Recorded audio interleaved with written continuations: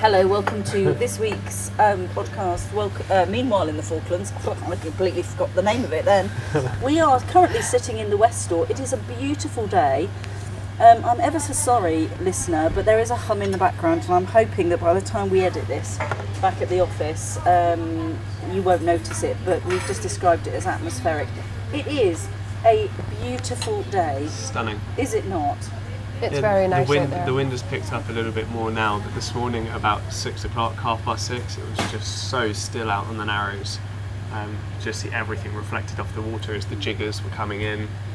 So the jiggers are coming in about sort of 10 to 12 of them at a time coming into the Stanley Harbour. We'll take a photograph of it later so you can have a look at it. The jiggers are the vessels that fish for ilex squid. And they're not the prettiest of ships, are they? No, they're not. They're not the prettiest of ships. Even if they were brand new, I don't think they would be. But I suppose rust, metal, and the water sort of go. And squid ink as well. You've got the squid ink yes, going down the course. sides. Anyway, that's where Hannah is at the moment. Hannah's on a launch somewhere, heading towards one of the jiggers.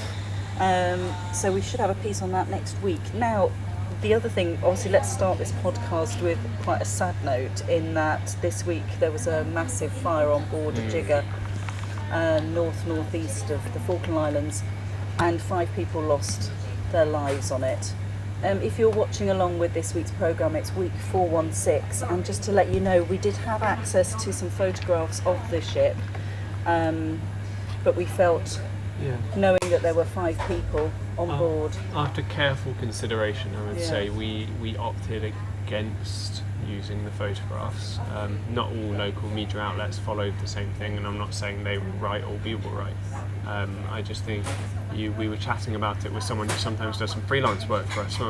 Well, you were specifically, weren't you, Paula? Yeah. And he made a very good point. Said if you want to give the example that he used as to why he used the Grenfell Tower as an example, so that you didn't see I think the BBC didn't show footage of the tower on fire. It's very difficult because as a heartless journalist you want to say we should have that photograph. However, there are 5 people on board that ship still. And the picture itself, the one that was provided to us, it looked quite, potentially use the wrong word, fresh. It looked like the fire might still have been ongoing. The smoke was still really quite black. I don't know. For me, it just felt too in the moment. So anyway, jiggers completely in the picture this week. Fortuna, one of the fishing companies down here, are running some workshops because it's the ilex season's just about to opening some workshops on jigger safety, because a lot of work has been done these past few years on safety on board these vessels. There used to be, I wasn't here at the time, but you could probably elaborate a bit on it a bit more, Paula. There was like jumping incidents. Oh yeah. Very often people would jump. When I say very often, that sounds like it was an everyday thing. No, there would be, I would say, probably 1 or 2 each season who would jump off the ship as they saw the Falklands, and obviously the water's not that warm around here, so it didn't usually come to a good outcome. I heard as well they were thinking it was the mainland and it was trying to escape the impoverished life and the bad conditions they had on board the ships. Sometimes it was just because they wanted to contact home and say, I am still alive, and then get back on the ship again, and that was all. Anyway, Caiti is here with us as well, but she's munching away through a sausage hoagie at the moment, one of the delicacies at the West Door Cafe. I'm a healthy girl. Yes, I'm here too. I was going to say, speaking of which, we're all really healthy at the moment, aren't we? Oh, do you know what? I really think I'm positioned myself in the worst position, because I am dead opposite you two. Caiti, who's just getting over some kind of flu. Thomas, who looks like he's just about to turn into some kind of flu. And they're right opposite me. I haven't had the flu. I've got a production in a few weeks' time. You know, I haven't had the flu since I moved to the Falkland Islands. Like, since before then. So I haven't had the flu in over 2 years. This sucks. Well, it was your turn then. Indeed, it's my turn. It's my turn. So, in the news... sorry, excuse me. Other than that this week, what have we been looking at? I've not really been working on things for the news. I have been working. Not just sitting there making the place look pretty. Yeah. It is for the news, just not for It's this for week's. later news. So I went up to Darwin, and it was one of those strange things that I have found in the past before with stories, where you think you're going in to do one story and then you discover that actually there's a completely different, more interesting one there. So that's kind of happened, and it was really nice. It was a nice day, and went up there and took some nice shots of the area. Which is quite good, really. It was nice, and then I'm going back up in a couple of weeks to do a different area, so that I'm hopefully How pulled windy was it together. up there? It was totally fine. See, because I'm thinking if I wasn't ill, I should have come up with you yesterday with the drone. Yeah.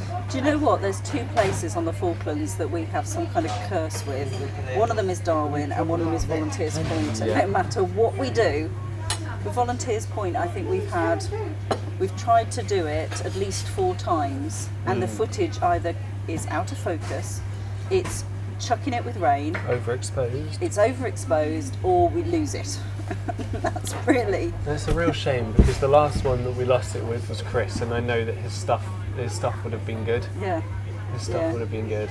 But it's completely disappeared. And then Darwin, whenever we've sort of said, right, today we're going to go and do a whole thing on Darwin, and we get there and it's just been overcast, and because it's such a lovely place, Darwin, and I find it incredibly relaxing to go there, to get away from the big smoke Yeah. of city life here in Stanley. Who was I talking to the other day? I was talking to someone yesterday about the fact that, Bailey, about how he's been out at Sea Lion Island, and he's been working there for the last 6-7 weeks. And it was like, it feels like I've got to readjust back to city life now he's back in Stanley. And I was just like, Bailey, Stanley's like a village, come on.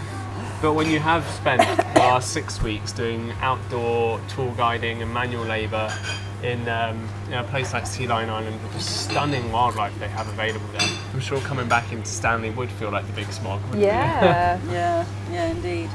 Anyway, so in the week we have been talking about dyslexia, because, sorry, you've now just put a massive piece of hoagie in your mouth, but we've been talking, haven't we, about dyslexia. And words. And words in particular.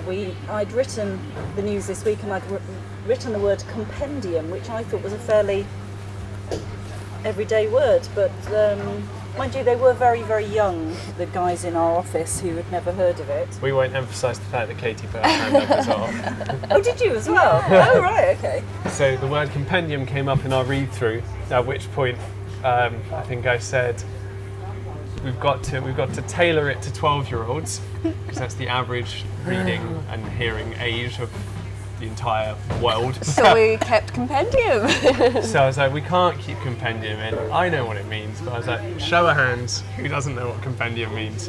Everyone else in the office put their hand up. Paula was flabbergasted. Yes. I would consider myself quite well read. Well, but let me just stop you there, because I've had this discussion with a couple of other people where a subject has come up and they felt quite stupid because they didn't know about it.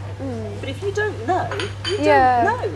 And I'm sure that you could come up with a word or something right now that I wouldn't have a clue about. Look at me, I stopped myself saying a mustard word there. Well, it was really funny though, and we were saying it's always the way, because the later on that day I was listening to a book and they used the word compendium, and that's the first time I've ever really come across that word twice in one day.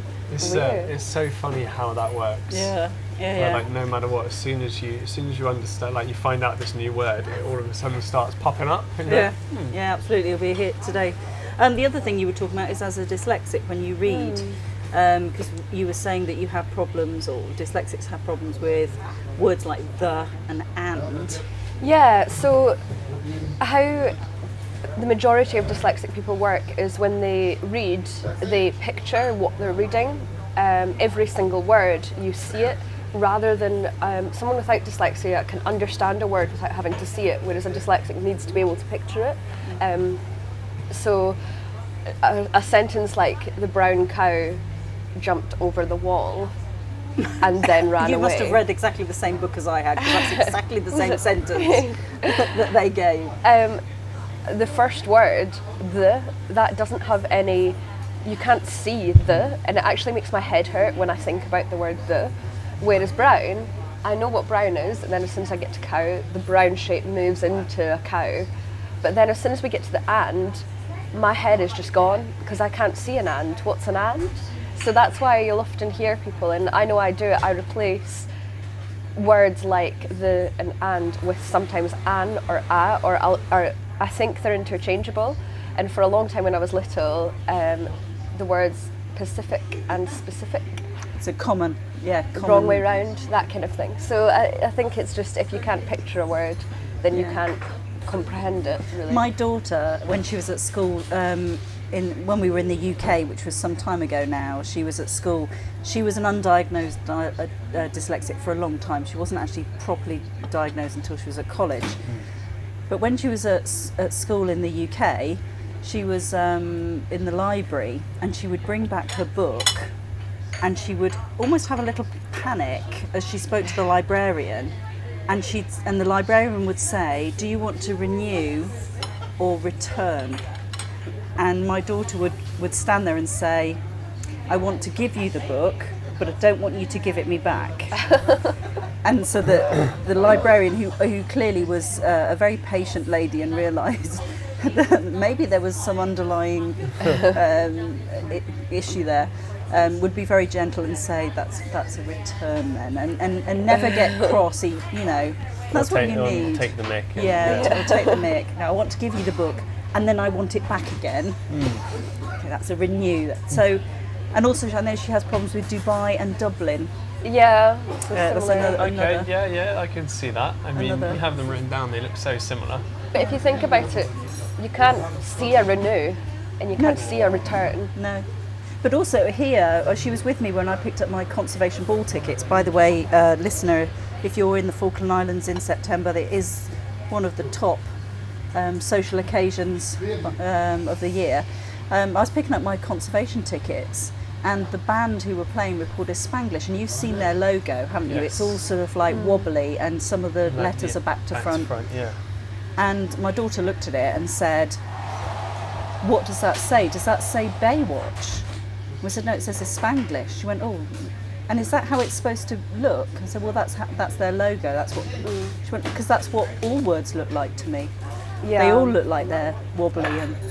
And I have such admiration for her and for you, Katie, for getting through a whole degree and coming out with a really good result at the end.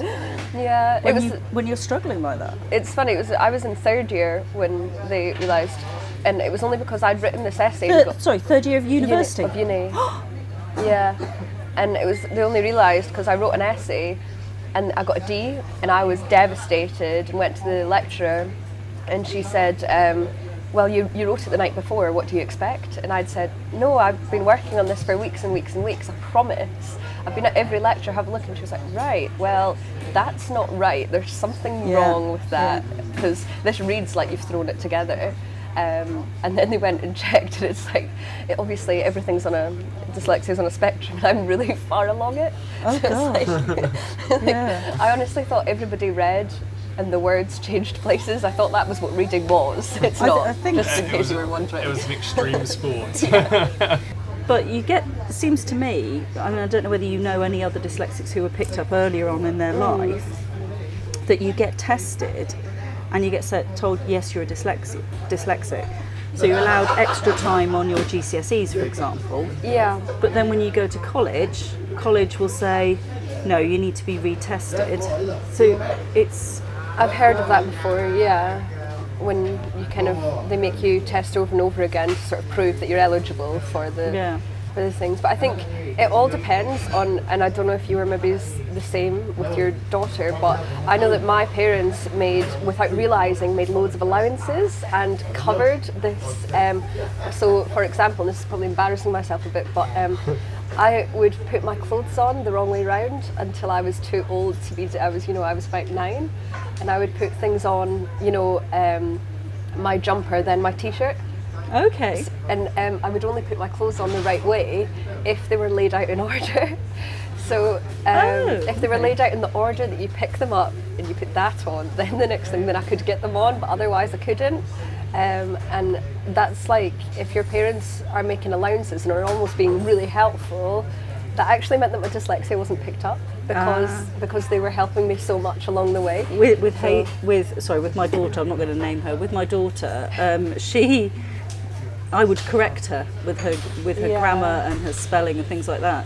So when she had her test at uni, they said your coping mechanism is really good. Your grammar is very good for a dyslexic. Yeah.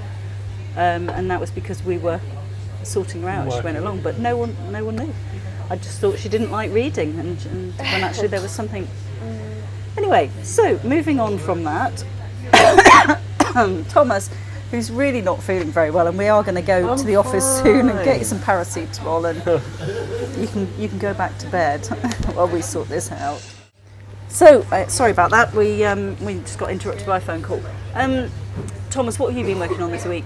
I've touched on a few bits and bobs for the news. It's mainly been, my last 2 weeks has been attending meetings and things like that and finding out that there's no real story there. It's quite dull. So I've spent hours really over a dull meeting? Never. Yeah. So Never. looking into telecommunications. I was at the Planning and Building Committee meeting this week looking at, to be fair, the Planning and Building Committee meeting was actually really interesting. I was looking at Premier Oil's developments down here, their operations plant and That's very exciting, isn't it? So, very exciting yeah, stuff. It's the start of the introduction of the oil industry again down here, which will, whether for better or for worse, change the islands, most definitely. So it's quite cool to be involved in the beginning process of that anyway. But apart from that, I have been focusing on, and I think we touched on it in the podcast last week, but the sei whale project for Falklands conservation. We mentioned earlier about the conservation ball, actually. Yes. But yeah, that's been really good. I filmed it about a year ago, and it's taken me this long to get around to touching it, but it's okay. It's coming along quite nicely. I'm just plucking at it here and there. Realised that no matter how cold the water is, I want to get in the water and film the whales under the water, because that's the shots I don't have. Excellent. That's okay. We're going to check our insurance before you go swimming with whales. Yeah, but it's essentially looking at the Falklands Conservation are researching sei whales, which are the 4th largest whale in the world, but also one of the fastest. Very little is known about them. Sorry, I'm now picturing a whale race. Oh, they're the Formula Ones to see. A naturalist compared them to the cheetahs of the water. There we go. Really? They can get up to 45 miles an hour underwater at for short bursts. Wow. And by short bursts he means like 15 minutes.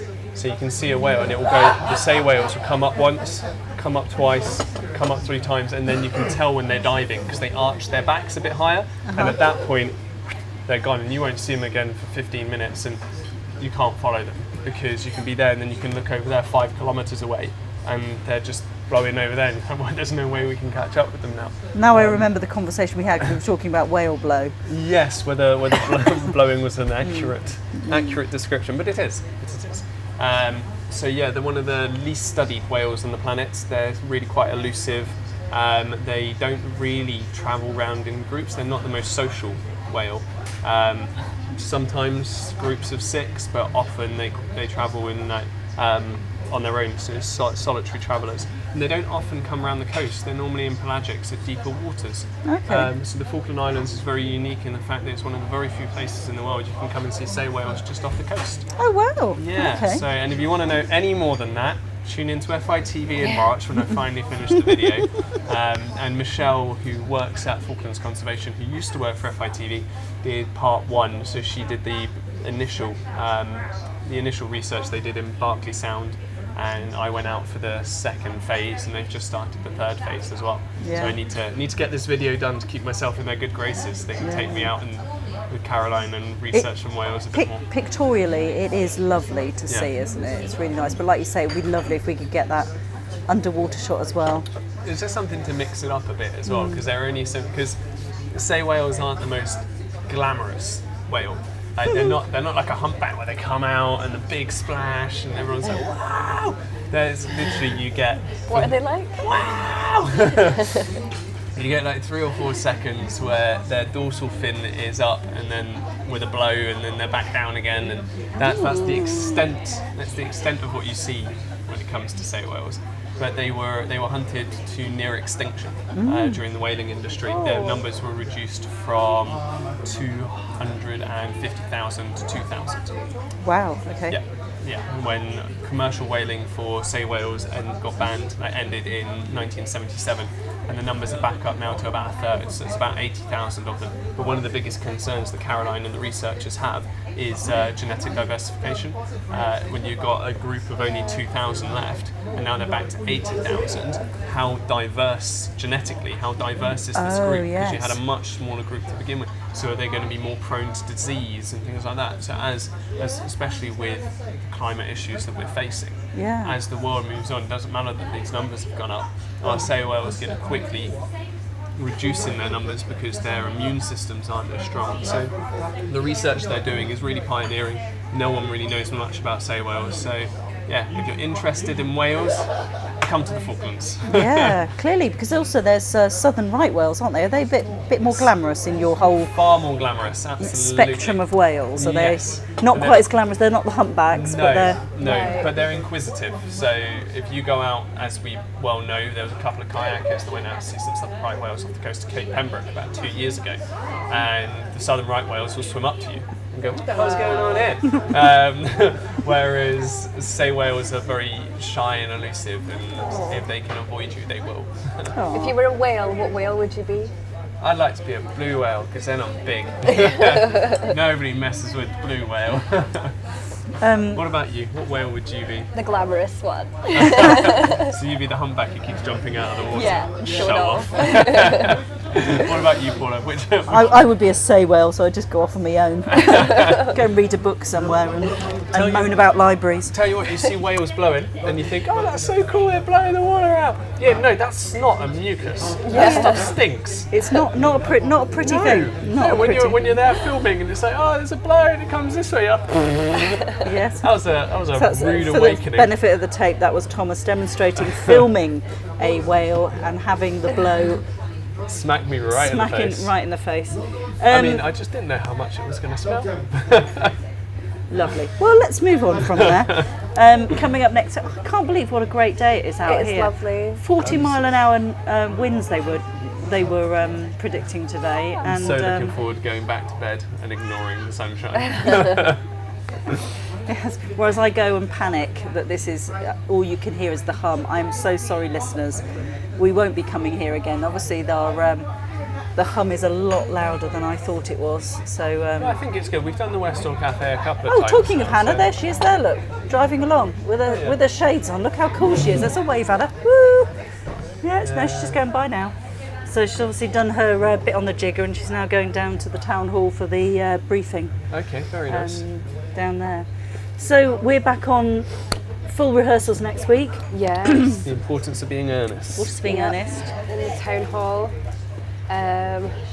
Yes, it's a lot, isn't it? It's a lot of words and a lot of rehearsing. I am in that phase now where I'm beginning to have that panic phase, but I will come out the other end of it and feel fine again. But luckily, the person who is playing opposite me, or I'm playing opposite, is back in the islands. Hurrah! So I can steal him. Was he back now? Yeah. When did he get back? Yesterday.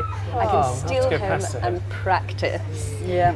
Because there's a whole scene that I've not done because he's not been here. Well, this is it, you see, because I haven't done the handbag scene in a long time, and I know. The handbag scene. Yeah, and I know Nancy wants to do the last act because we haven't blocked it on stage or anything. Yeah. But I'm more concerned about the handbag scene because why is the fire engine going by? Because Have a little drive around. the journalist, we need to follow it.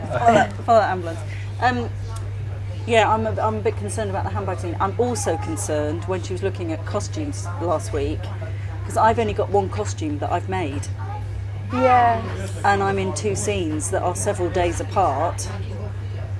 Oh, you need a change of clothes. So I need a change of costume, but I don't want to do a change of costume because I've just made myself. In another version that's a play, I know that your character doesn't change costume. Oh, really? Yeah. Okay. So you could just be a Simpson character. You might just like your clothes, stay in them. A Simpson character, love it. Or an Elliot Vincent. White shirt, Or blue the jeans. listeners. Right, we're not at work, so we can't tell you what's going on next week, but I know it's National Pasty Week. Woohoo! Yesterday Yeah. was Valentine's Day. Yesterday was Valentine's Day. Katie and I stared lovingly at each other when we Yeah, did the news. you can see that picture on Facebook. Yeah, we put the picture on and a nice Valentine's Day caption to it. And I think the comment that was made on it by someone who's a fan of FITV was quite true. I enjoyed it. Come on. Tell us what it said. No. You say it. Considering you're the humpback and the show off. Yeah. So, no, crack on. Katie Beatty, the most beautiful thing in the Falklands. It's lovely. Isn't it lovely? Thank you. That is lovely. Whoever fan of FITV commented that on our picture. Everybody needs a pick-me-up, so that was nice. Especially when I you're think it feeling a went bit down. rubbish.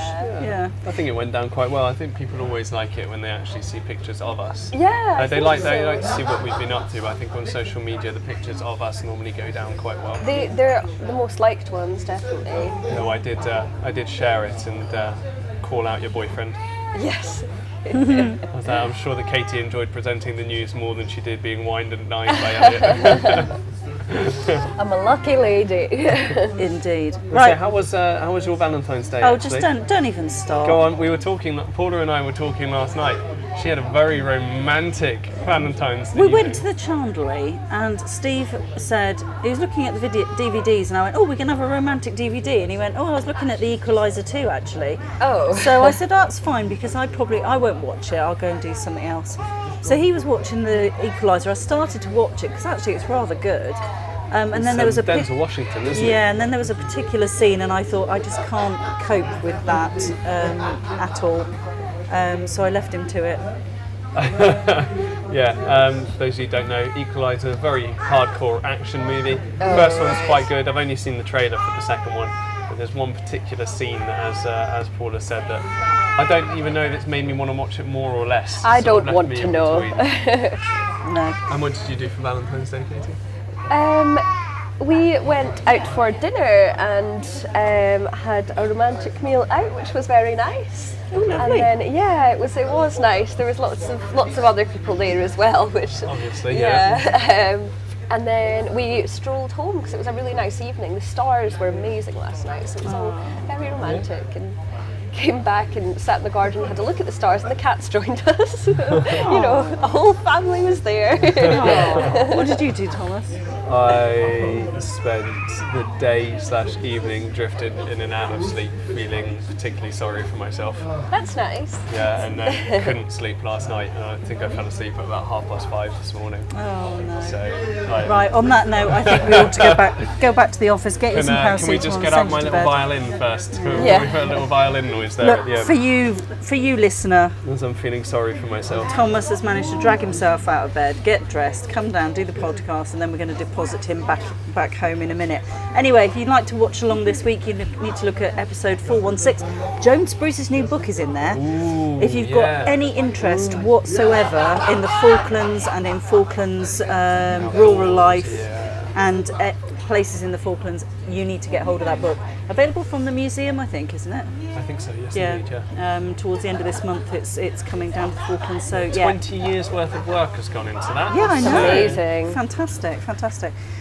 So watch along. That's week 416, and that's it really, isn't it? That's all I need to do. FITV.co.fk if you want to subscribe. We are having a few issues with our subscriptions, I think Paul has fixed that. but I think I have fixed it. So if you do subscribe, you will then get a personal email from me. Oh, look at that. Yeah, from me. Signed Paula. Yeah. Bones. Yeah. Oh yeah. What would be really nice is if listeners could rate us on iTunes, our podcast, so that we can maybe start bumping up the podcast and more people can reach us. That would be great. So if you enjoyed this, or if you didn't, leave us a rating and a little comment and tell us what you want to hear more about, or what you don't think is as interesting, and we can tailor it around you. It's all about the listener. Excellent. But don't say anything about the fact there's a massive hum in the back of this one. We know. Because we know about it, and we'll go somewhere quieter next week. Anyway, thank you very much. We'll see you next week. Bye. See you then.